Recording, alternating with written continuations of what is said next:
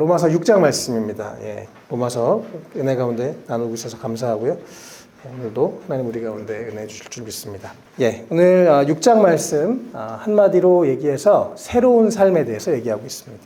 네, New Life, 새로운 삶. 예수님과 함께 죽고 예수님과 함께 사는 그런 이전과는 다른 새로운 삶에 대한 얘기가 바로 오늘 6장 말씀인데요.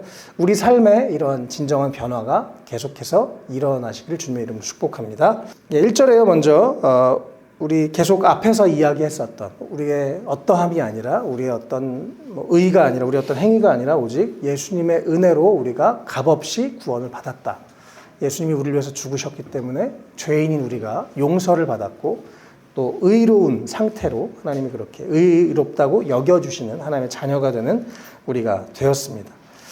이 복음, 이 십자가, 이 은혜가 우리 믿음의 출발인 것 우리가 계속 기억하셨으면 좋겠고요. 계속 이어진 내용이죠. 그래서 6장 1절에 은혜를 더하게 하려고 죄 가운데 머물러 있어야 하겠습니까? 그럴 수 없습니다. 우리가 과거에는 우리가 몰랐으니까 죄인으로 살았죠. 내가 죄인 것도 모르고 이게 죄인 것도 모르고 그냥 살았는데 내가 하나님 앞에 설 수 없다는 것을 깨닫고 나서 오직 예수님을 통해서 내가 구원받을 수 있다는 이 놀라운 진리를 알게 된 다음에 그러면 내가 더 많이 죄를 져서 하나님의 은혜를 내 죄가 더 많이 져야 하나님의 은혜가 더 하나님의 용서와 사랑이 더 커지니까 그렇게 말도 안 되는 얘기 하지 말라고 하는 것입니다. 이제 우리는 2절에 죄는 죽은 사람이다 라고 얘기를 합니다. 3절, 4절에 조금 더 이제 깊이 이 얘기를 하는데요. 오늘 참 이 중요한 부분, 새로운 삶을 살기 위해서 꼭 알아야 되는 부분입니다. 3절에 우리는 세례를 받아서 예수 그리스도와 하나가 되었다라고 얘기합니다. 또 세례를 받을 때 그와 함께 죽었던 것은 여러분 알지 못합니까? 라고 물어보죠. 또 4절에도 세례를 통해서 그와 죽으심과 연합했고 그와 함께 묻혔다는 것입니다. 먼저 세례라는 것을 알아야 될 필요가 있습니다. 세례는 원래는 예전에 요단강에서 물에 아예 온몸을 담궜습니다. 회개하는 의미이고 동시에 나는 이제 과거에 나는 죽었다는 것을 의미합니다.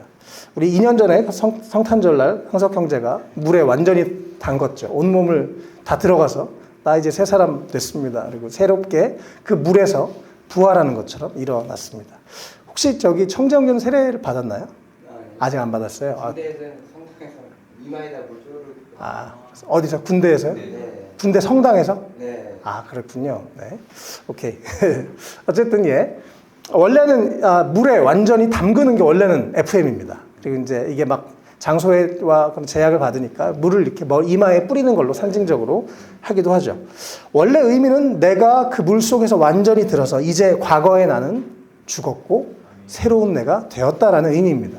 왜요? 예수님이 나를 위해서 죽으셨기 때문에 그가 나의 사망에 대한 죽음에 대한 죄에 대한 대가를 치르셨기 때문에 그 예수님 때문에 나는 과거에 나는 이제 죽었고 이제 그분과 함께 새로운 인생을 시작할 수 있다는 것을 의미하죠. 그래서 원래는 교회 다닐 때 기독교인, 교회 다니는 사람, 우리 교회 웰컴 처치의 정식 성도가 되려면 세례를 받아야만 교인이 됩니다. 그래서 설에는 마치 이런 거예요. 남녀가 연애를 하죠. 결혼하기 전에 연애하고 결혼한 스토리 물어보면 다 달라요. 사람마다. 그렇죠? 그러나 결과적으로 어쨌든 어떻게든 사랑하는 마음이 생겨서 이제 결혼하는 데까지 갑니다. 그러면 결혼식을 하죠.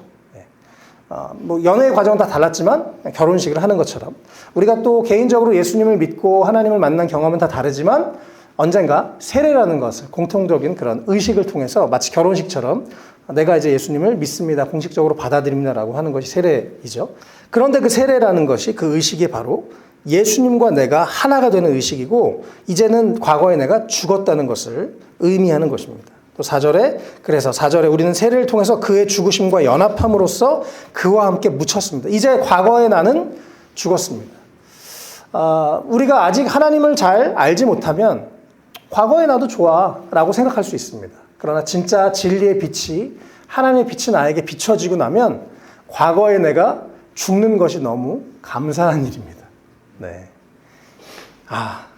과거에 내가 정말 똥인지 된장인지 모르고 사는 내 인생이 예수님 안에서 새로워지는 것 참 감사한 일이죠. 그래서 우리의 존재 자체가 예수님과 함께 죽었다라고 성경은 그렇게 얘기합니다. 그리고 예수님이 죽으시고 부활하신 것처럼 우리도 이제 그 부활, 우리를 다시 살리시는, 또 영원히 살리시는 그 능력이 우리 삶에도 역사하셔서 우리의 삶도 이렇게 부활의 능력을 경험하게 되고 새로운 생명으로 새로운 삶을 살게 하신다고 성경은 그렇게 말씀합니다. 자, 6장 4절에 영어로 NIV를 보면 우리도 같이 may live a new life, 새로운 인생으로 이제 살게 될 것이다 라고 말합니다. 4절 뒷부분에요. 그래서 이제 우리도 또한 새 생명 안에서 살아가기 위함입니다. 이제 과거와 예수님이 죽으신 것처럼 예수님이 날 위해서 혼자 죽으신 게 아니라 사실 그 십자가에 나도, 과거에 나도 같이 죽은 것입니다. 그리고 이제 나는 새로운 내가 되어서 예수님 안에서 하나님의 자녀라는 영광스러운 모습으로, 또 하나님이 우리를 너무 사랑하셔서 우리를 향해 다시 한번 기회를 주시는, 너 이제 새롭게 살아봐, 새로운 삶을 살아, 이전과 같지 않게 이 세상의 논리와 이 세상의 말들을 따라 너의 욕심을 따라 사는 게 아니라 나의 뜻을 따라서 정말 사람답게 새롭게 살아봐라고 하나님 우리 가운데 그렇게 기회를 주시는 것이죠.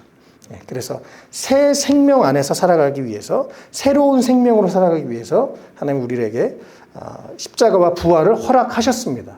그래서 예수님이 날 위해 죽으신 것에서만 끝나는 게 아니라 오늘 6장을 통해서 나도 거기서 함께 죽었고 내가 그 안에서 새로운 인생을 얻게 됐다는 거 꼭 기억하시면 좋겠습니다.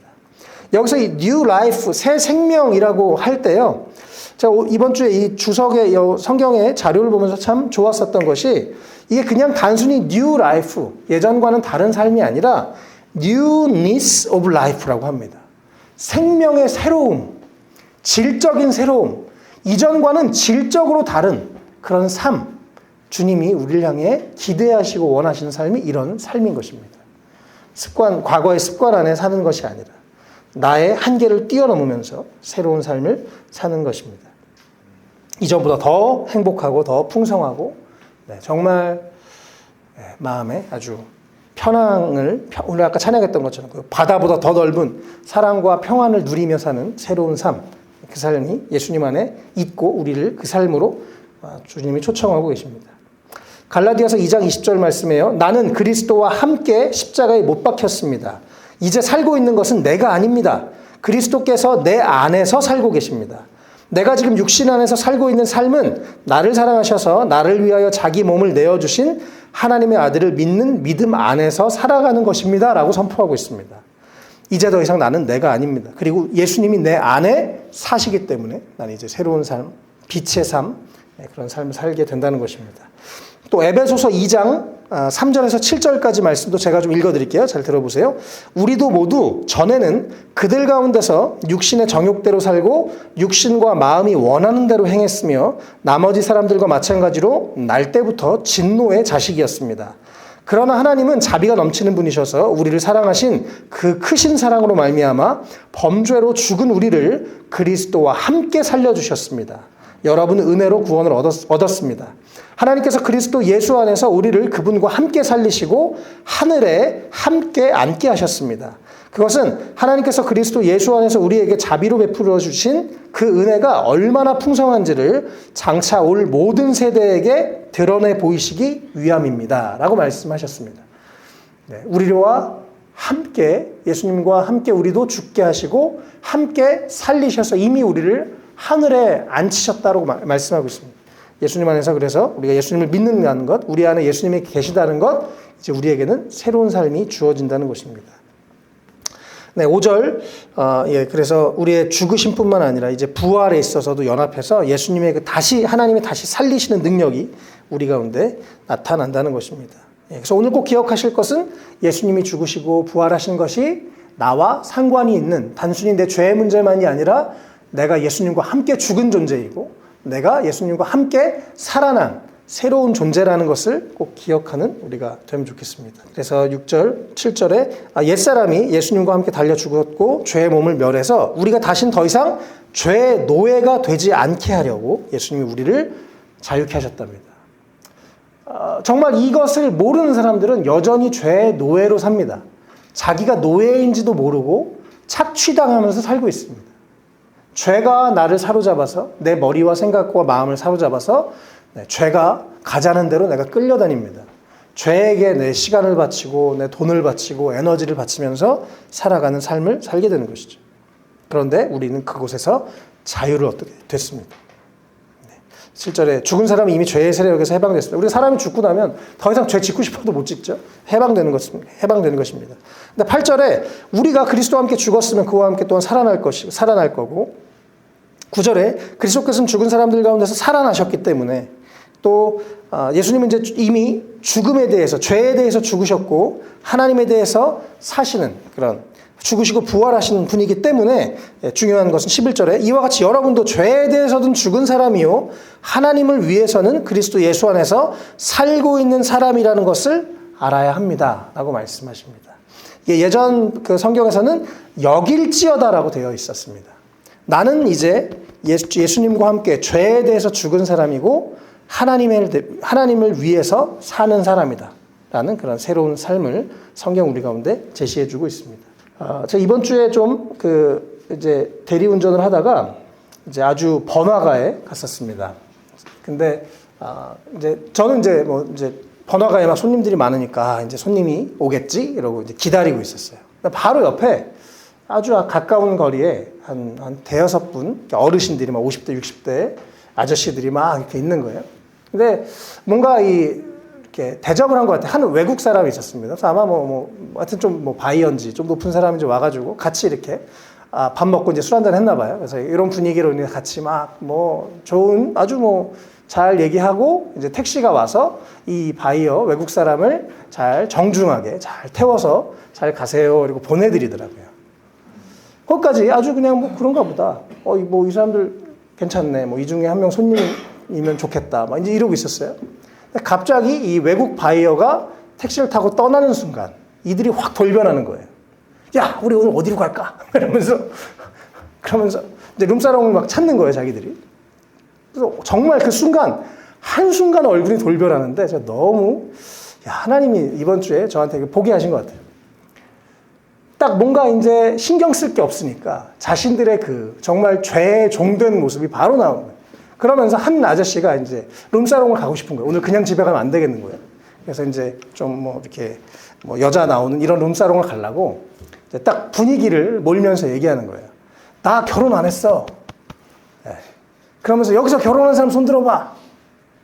근데 보니까 다 결혼한 사람들이에요. 무슨 얘기인지 이해되세요?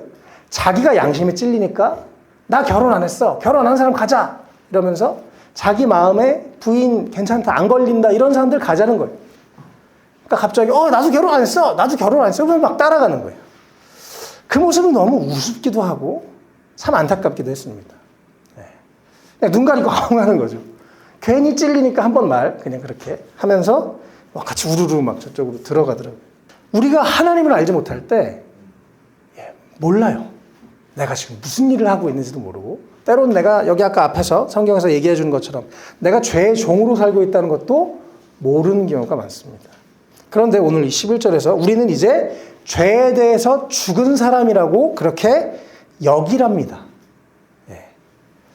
그리고 하나님을 위해서 사는 사람이라고 여기랍니다. 하나님께서는 오늘 이 앞부분을 통해서 저는 그렇게 말씀하신 것 같아요. 내가 너를 너무 사랑한다. 그래서 내가 예수를 통해서 너희를 위해서 내가 대신 죽게 해서 너희를 살렸다. 내가 너희를 환영한다. 그리고 이제 너희는 하나님의 자녀가 되었다.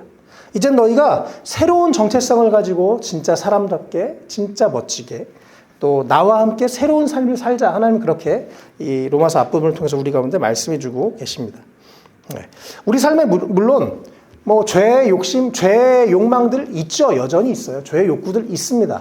저도 있어요. 그러나 나는 이제 그것이 나와 상관없다고 여기는 것입니다. 이것이 참 중요한 태도예요. 내가 어떻게 저걸 이겨?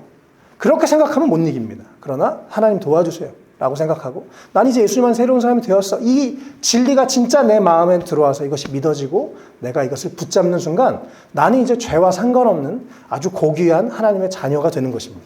하나님의 자녀로 새로운 삶을 살길 하나님이 너무나 원하시고 우리가 그렇게 살아가는 우리의 삶이 됐으면 좋겠습니다. 12절에서 14절 아까 앞부분의 내용에 연결되면서 하나의 작은 결론인데요. 그래서 12절에 죄가 여러분의 몸을 지배하지 못하게 하라라고 말씀합니다. 예, 그 말은 뭐예요? 지금도 죄는 우리를 계속 지배하려고 유혹하고 있다는 얘기입니다. 이것은 우리 삶에 실제로 벌어지고 있는 사실입니다. 네. 그런데 우리가 우리의 몸의 정욕에, 우리 몸의 어떤 욕심에, 욕정에 굴복하지 말라고 말씀합니다. 계속 이 원리가 참 중요한데요. 13절에 그래서 여러분의 지체, 여기서 지체라는 단어는 우리의 몸입니다. 우리가 그냥 마음으로 믿어요. 생각으로 믿어요. 아니요. 사실 우리의 몸을 통해서 뭐든지 나타나게 되어 있습니다. 그래서 우리의 몸이 참 중요합니다. 우리의 생각과 마음이 물론 더 중요하지만 우리의 몸이 또 아주 중요한데요. 여러분의 지체를, 여러분의 몸을 죄에게 내맡겨서 불의의 연장이 되게 하지 마십시오.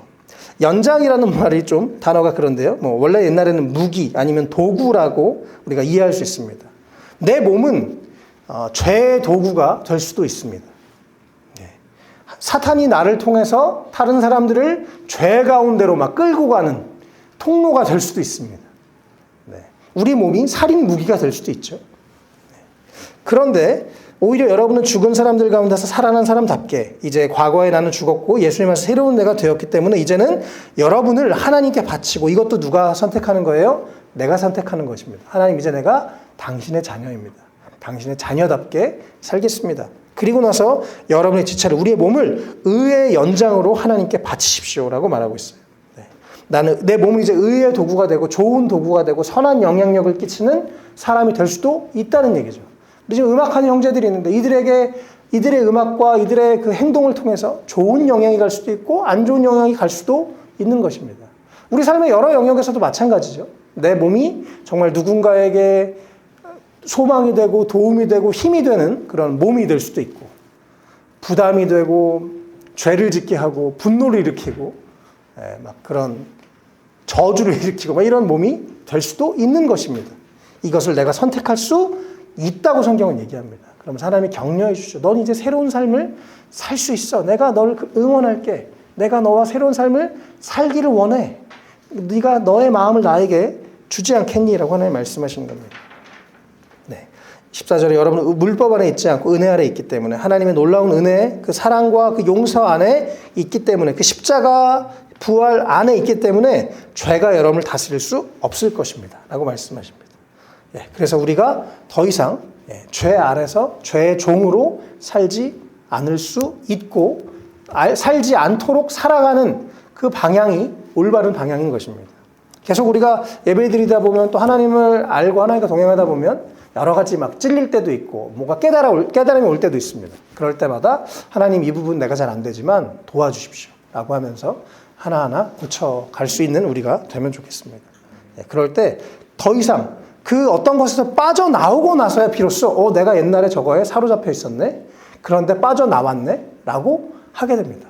주님이 도우십니다. 특별히 우리가 이런 죄나 뭔가 이렇게 어떤 사로잡힌 것에서 빠져나오려고 할 때 주님이 기뻐하십니다. 도와주십니다. 물론 저항도 있어, 방해도 있어요. 우리 안에 습관도 있고 죄에 대한 욕심, 죄의 어떤 욕구도 있고 사단의 공격도 있습니다. 그러나 점점 우리가 하나님의 자녀로서 빛을 향해서 걸어가는 우리가 되면 좋겠습니다. 그래서 우리의 몸이, 잘 생각해 보세요. 내 몸이 불의의 도구인가? 죄의 도구인가? 하나님의 은혜의 도구인가? 우리가 우리의 몸을 정말 잘 사용하는 우리가 되면 좋겠습니다. 계속해서 내가 누구의 종이 될 것이냐? 사람 계속해서 오늘 말씀하고 있습니다. 죄의 값은 결국 죽음입니다. 우리가 과거에 정말 과거에 부끄러웠었던 것이 있다면 그것의 마지막, 그것은 결국 죄의 종로로 타는 삶이었고 그것의 마지막은 죽음, 파멸일 뿐이었습니다. 그러나 감사하게 하나님 우리를 자유케 하셨고 기회를 주셨고 새로운 생명을 주셨습니다. 그리고 이제는 우리가 의의 종, 바로 의라는 단어, 하나님과의 이 좋은 관계를 의미하는데요. 하나님과의 올바른 관계를 누리게 되는, 그리고 하나님으로부터 오는 진짜 참된 빛, 행복, 평안을 누리게 되는 삶으로 하나님이 우리를 오늘도 초청하고 계십니다. 진짜 사람다운 삶, 진짜 하나님의 자녀다운 삶, 정말 세상과 다른, 세상에서 누릴 수 없는 그 평안과 기쁨을 누리며 사는 삶, 이것이 하나님의 자녀로서의 삶입니다. 사실 인간은 모두가 그런 열망이 있습니다. 한편으로는 죄의 욕구가 모든 사람한테 있지만 또 모든 사람이 잘 살고 싶은 그런 마음도 다 있어요.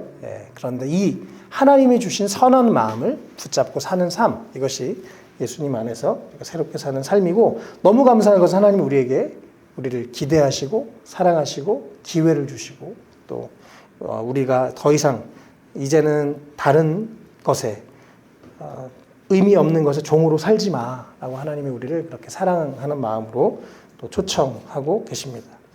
그래서 우리가 내가 누구의 종이 될 것인가, 내 몸을 누구에게 무엇을 위해 사용할 것인가, 내가 계속 좋은 결정들을 하면서 내가 이전과 다른 내 몸을 하나님께 드리고 또 선한 일에 하나님의 영광을 위해서 드리는 우리의 삶이 되면 좋겠습니다. 그래서 아까 19절에 이제는 여러분의 지체를 의의 종으로 바쳐서 거룩함에 이르도록 하십시오라고 말씀하신 그 말씀처럼 우리가 거룩한 삶, 과거와는 다른 열매를 맺는 22절에 그래서 여러분 죄에서 해방을 받고 하나님의 종이 돼서 거룩함에 이르는 삶의 열매를 맺고 있고, 그 마지막에 최종 목적지는 영원한 생명, 그 영원한 생명을 지금 여기서부터 누리면서 살아가는 우리가 되면 좋겠습니다. 오늘 사실 이 6장을 통해서 영적인 세계를 아주 명확하게 보여주고 있죠. 흑과 백, 중간이 없습니다. 그러니까 우리의 삶이 어둠에서 빛으로, 또 사탄의 권세에서, 죄의 권세에서 하나님의 권세로, 또 하나님의 종으로, 하나님의 자녀로 살아가는 우리의 삶이 되시기를 주님의 이름으로 축복합니다.